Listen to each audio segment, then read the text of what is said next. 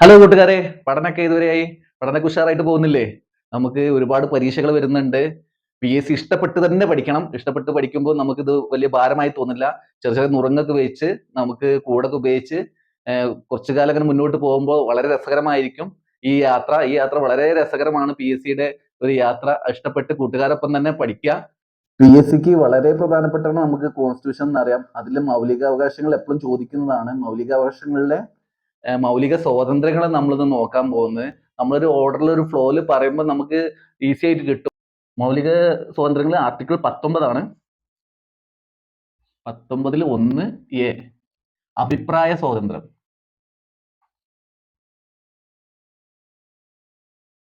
B എന്തായിരുന്നു? B ഒരു അഭിപ്രായം പറഞ്ഞെന്ന് കരുതി ആയുധങ്ങൾ എടുക്കാൻ പാടില്ല. ആയുധങ്ങൾ ഇല്ലാതെ സമാധാനപരമായി സമ്മേളിക്കാനുള്ള സ്വാതന്ത്ര്യം.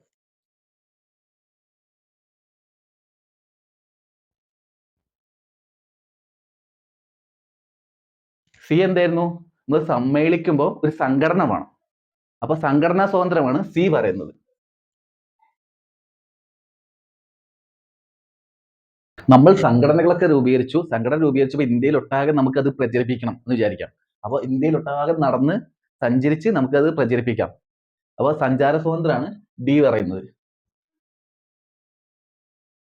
നമ്മുടെ സന്തോഷ് ജോർജ് കുളങ്ങര സാറിന്റെ ഒക്കെ മാതിരി ഡെയിലി സഞ്ചാരം എന്ന് വിചാരിക്കാം.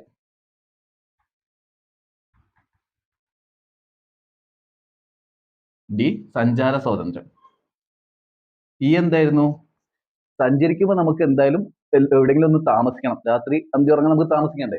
ഇന്ത്യയിൽ എവിടെയും നമുക്ക് താമസിക്കാനുള്ള സ്വാതന്ത്ര്യമാണ് ഈ പറയുന്നത്.